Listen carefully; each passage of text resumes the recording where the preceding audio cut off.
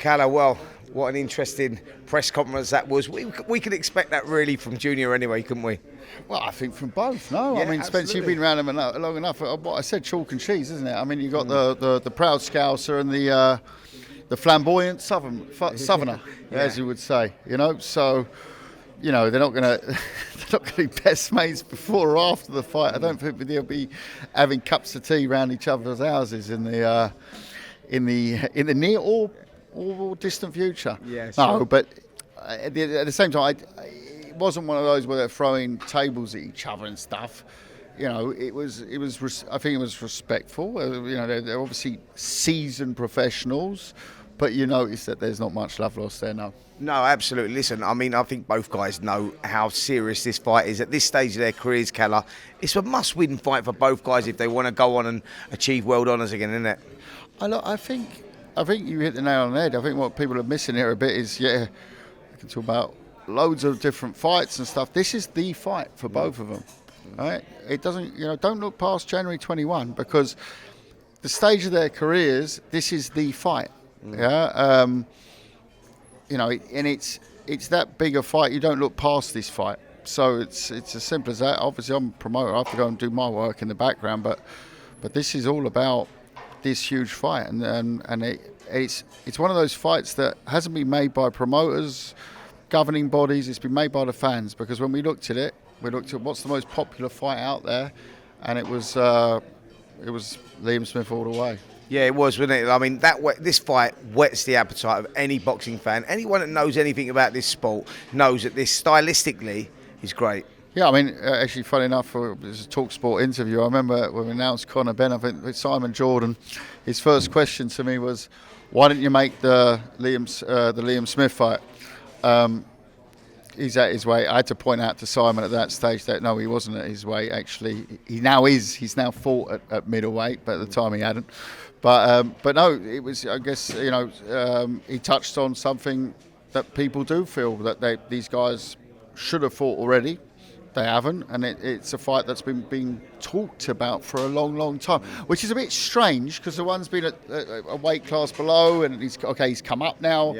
Since September. He's been at this weight class, but we also over the years, you generally rise in weights and don't go down in weights. Although Junior has actually come down in weight in terms of his career. It's been madness. He started up in super middleweights, It seems like ages ago now. Sure. I mean, I don't know if that was a little dig at me there, rising in the weights. I don't know what's going on there, Kalle. You did look at me funny then, mate. It's lucky this is a radio interview and they can't see where my eyes are looking right now, but oh no, there's a camera as well. Oh no, I'm doing all sorts. I'm swearing as well, bloody hell. Yeah, funny. Yeah, now listen. Very funny. Right, listen, but let's get back to this fight. 21st of Jan. 21st of Jan, right? I mean, all seriousness, Chris talking about 50%, KFC, etc., etc. He's just on the G up in. He's just trying to get inside the head of Smith. Well, listen, that's what he feels. I asked him, what's 100%? He told me Superman. Right. I said, all right, well, what about Canelo? 70, I think it was 73%, wow. 73, 74%, yeah, something like that. Wow. Yeah, so I mean, Smith should be take that as a compliment, 50%. And listen, Junior comes through this fight. If he comes through, what's the roadmap for him? Are you looking for a world title shot next? Because it's been talked about now for, I don't know, the last 12 months a world title's been brewing, but for one reason or another it hasn't happened. If he does come through, do we get the world title shot? Spence, you know yourself. It's a little different these days than when you were boxing. You won title. There's a world of inflated titles. There's a lot of titles. We're going to box a world title now. We had an offer to box for a world title now. It's about those big historic fights. Eubank Smith has the makings of a historic fight. A night that people will remember and go back, oh, look, I want to go look at that Eubank Smith fight again in years to come. Both of them, the styles, the build-up, like we said, the personalities, but also the boxing styles in the ring, they make for absolute formidable, essential viewing that you're going to want to go back and watch again. That's my opinion. But I think but it's not just mine who's out there promoting the fight.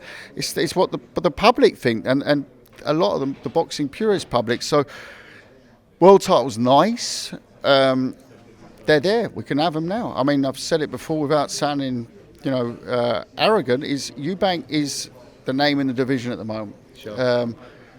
He brings he brings the money to the table. So in boxing, we both know money's like a magnet for world titles. So, you know, Janny Beck, you know, we talks about fighting him, but am I going to really do a fight against 12-0 Kazakh in the States in front of 200 people with Eubank JR? No, not going to happen. I can fill stadiums here with him. Not a chance. Listen, any chance? We know the collapse of the Conor Benn fight last time out. Is there any chance that could be relived, that could be revisited, should I say? I mean, is that fight now, has that ship sailed?